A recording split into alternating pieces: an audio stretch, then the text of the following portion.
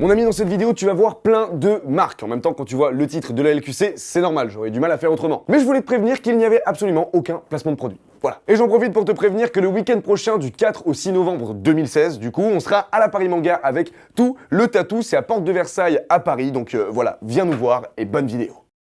Salut! Aujourd'hui, je réponds à une question con que vous attendiez depuis longtemps et non, je ne vais pas tenter de savoir combien de coups faut-il pour jouir lors d'une masturbation. Non, vous êtes malsain, mais je vous aime bien. La LQC du jour, la voici, les marques nous mentent-elles, volume 3.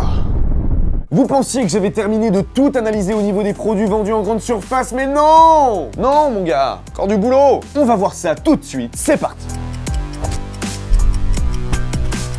Aujourd'hui, on va s'attaquer à plein de produits différents. Le premier, ce sont des bougies chauffe-plat. Sur l'étiquette, on voit qu'elles sont censées durer plus ou moins 4 heures, donc on va en prendre une. Maintenant, j'ai plus qu'à l'allumer, la laisser sur un coin de la table pendant que je continue cette vidéo et voir si elle dure vraiment plus ou moins 4 heures. Je regarde l'heure, on l'allume. Et voilà. Dans 4 heures. Je précise que la température ambiante est d'approximativement 20 degrés, donc voilà, ça devrait pas influencer la fonte de la cire. Maintenant, on peut enchaîner avec quelque chose de plus simple, des trombones. Ils en annoncent 120, donc j'ai plus qu'à ouvrir cette boîte et les compter. Comment ça s'ouvre? J'ai toujours un problème pour ouvrir les boîtes, moi. Mais à chaque fois, c'est incroyable. Voilà. Il est censé y en avoir 120. Désolé, c'est parti. 1, 2... 117, 118, 119, 100... Non 120. Ils avaient raison. Ils ont pas essayé de nous la faire à l'envers, ceux-là. Je les aime bien. Produit suivant. Qu'est-ce que j'ai fait de la boîte? C'est de l'autre côté, du coup. C'est... Ouais, c'est de la merde, cette boîte. Bon, je suis sur ma lancée en mode je compte comme une brute, donc on va pas s'arrêter là. On va continuer avec des... Oh Tu vas arrêter de m'envoyer les objets, d'accord? Après, je vais pas vérifier une tronçonneuse ou quoi, mais tu vas arrêter quand même. Donc, on va continuer avec des feuilles A4. Il y en a, soi-disant, 500 dans ce paquet. Vous savez ce qu'il me reste à faire. Bon, je dirais que je vais écrire genre une thèse de ouf et tout. Non, je vais juste compter des feuilles, en fait. C'est parti.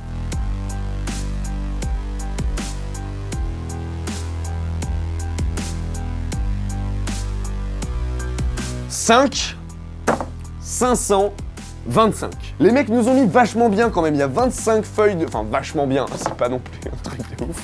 Mais les mecs, voilà, ils nous ont mis bien, il y a 25 feuilles de plus que ce qui est annoncé. Donc, c'est pas exactement le bon chiffre, mais dans ce sens-là, ça dérange moins. Et évidemment, ces feuilles ne sont pas du gaspillage, puisqu'elles vont me servir à faire des avions en papier, jeter des boulettes dans la tronche des gars au bureau. Enfin, vraiment des trucs super utiles. C'est une blague! Je vais la mettre dans mon imprimante pour imprimer des trucs. Vous voyez ce que j'ai dans la main là? C'est de la vodka. Alors pourquoi? Je l'ai pas sorti juste pour la boire devant vous, hein. Vous allez pas me retrouver à danser nu sur la table. Sorry guys. Si j'ai choisi ce produit, c'est pour vérifier s'il y a bien 37,5% d'alcool dans cette vodka. Du coup, j'ai avec moi un alcomètre. Alors voilà, c'est rigolo, on dirait un stylo de ouf qui n'écrit pas.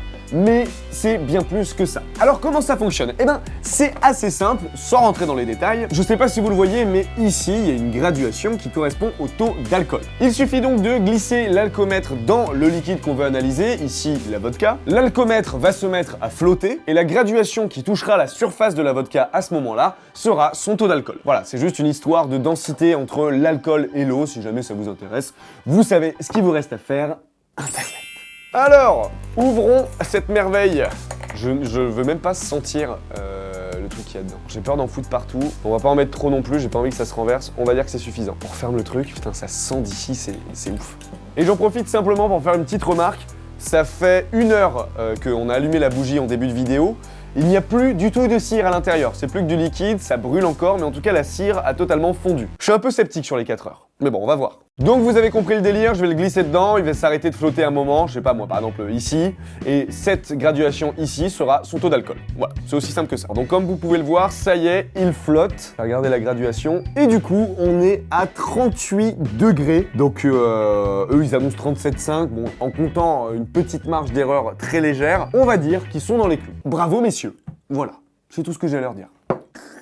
Rien que la vapeur, c'est incroyable. Maintenant, passons à des choses qui absorbent. J'ai du sopalin et des tampons. C'est bien la première fois de ma vie que j'ai acheté des tampons. On va commencer avec le sopalin. Alors déjà, ce qu'on peut lire sur ce sopalin, c'est qu'il est 50% plus absorbant. Et là, vous me demandez 50% plus absorbant que quoi? Donc on voit qu'il y a un petit astérisque qui nous rapporte à la phrase juste à côté, donc 50% plus absorbant qu'un essuie-tout ordinaire. Pourcentage basé sur la moyenne des essuie-tout de plis traditionnels du marché France métropolitaine plus Belgique. Et ça tombe bien parce qu'ici, j'ai un essuie-tout de plis traditionnel sur le marché France ou Belgique. Donc parfait pour faire la comparaison. Alors, comment vérifier la capacité d'absorption d'un sopalin? Finalement, c'est pas si compliqué que ça, comment on va s'y prendre? Donc devant nous, qu'est-ce qu'on a? Un plan incliné avec du sopalin normal posé dessus. Pourquoi un plan incliné? Tout simplement pour y verser de l'eau ici et qu'elle coule sur le sopalin. Jusque-là, c'est plutôt logique. Ce qu'on va commencer par faire, c'est peser un verre d'eau pour qu'il fasse à peu près 10 grammes. Pourquoi des grammes? Alors déjà, parce que ça se pèse, pas comme les millilitres, et parce qu'avec l'eau, 1 gramme égale 1 millilitre. Donc c'est une unité de conversion très simple. On va verser le contenu du verre au-dessus du sopalin. Et on arrêtera l'expérience à partir du moment où l'eau finira par couler ici. Parce que ça veut dire que le sopalin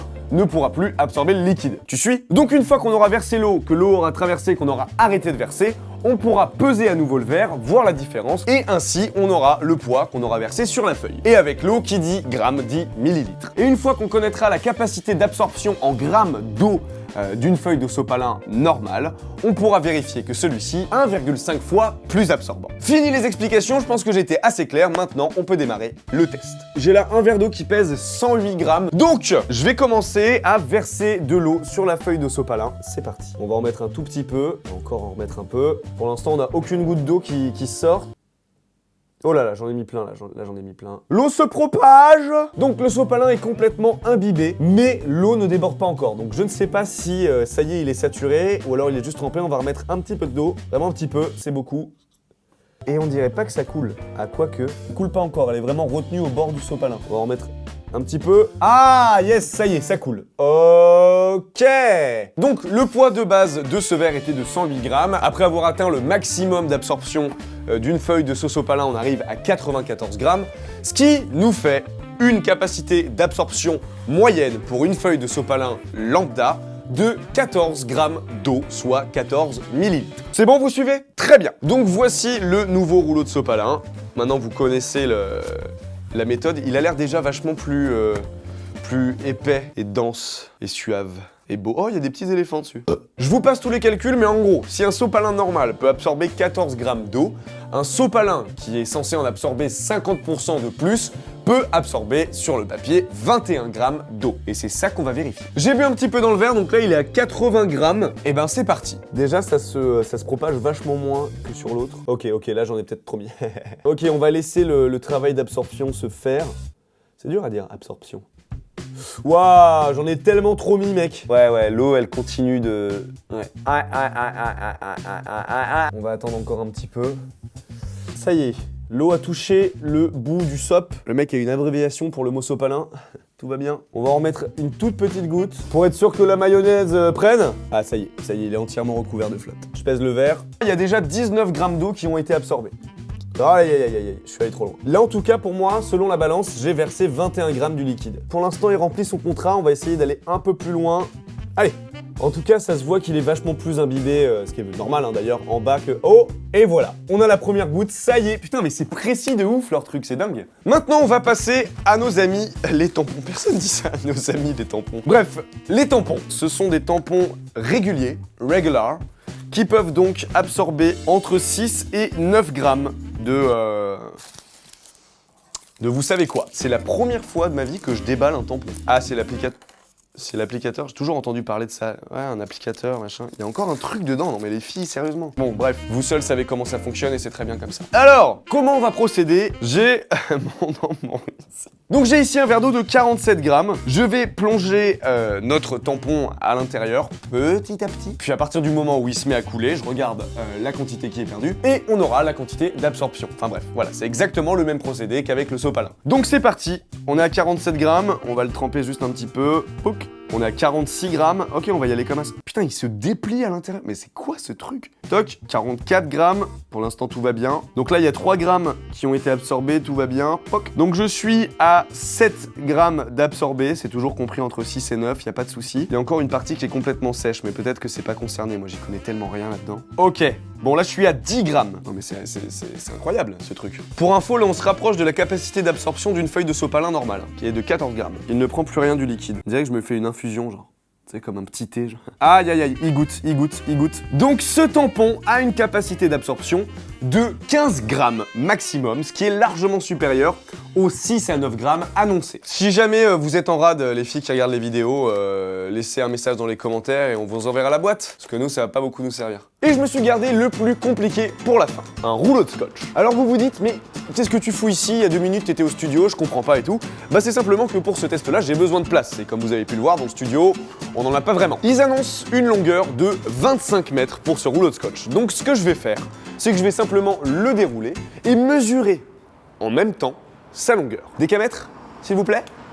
Hop là! Vous commencez à le connaître, vous l'avez vu dans beaucoup de vidéos, le fameux décamètre, un truc qui mesure, c'est génial. Ok, on est bon? Allez. On voit même pas le rouleau de scotch.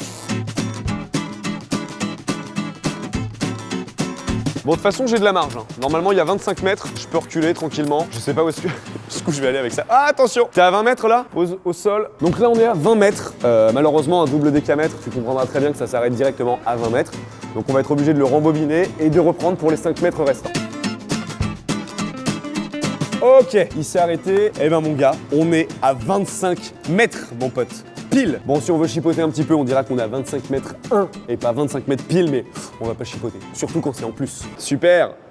Génial. Donc voilà, j'ai la réponse à votre question. Pour ce qui est des trombones, ils en annonçaient 120 et j'en ai compté 120. Donc tout va bien. Les feuilles à 4, il devait y en avoir 500, on en a eu 525, donc tout va bien, voire même tout va mieux. Pour ce qui est de la vodka, ils annonçaient 37,5% d'alcool à l'intérieur. Moi j'en ai compté 38.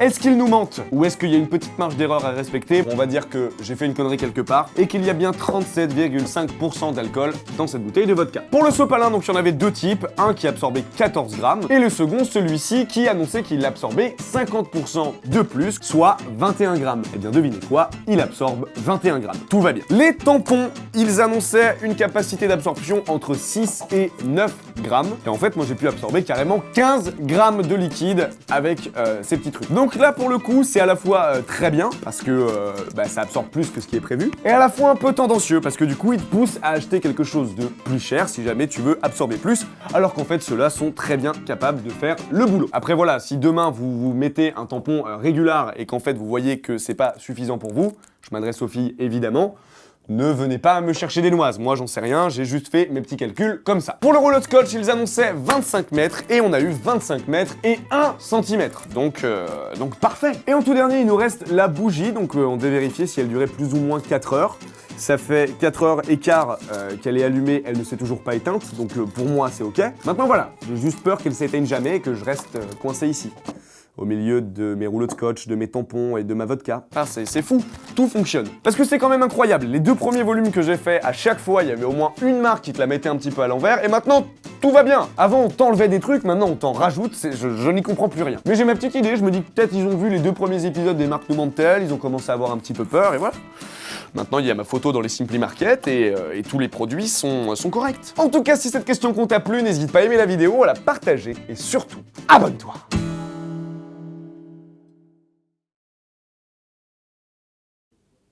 Elle est éteinte, baba! Wouh! Ça y est, elle vient de s'éteindre, tu peux voir la fumée autour de moi. 4h25. Bravo ma gueule!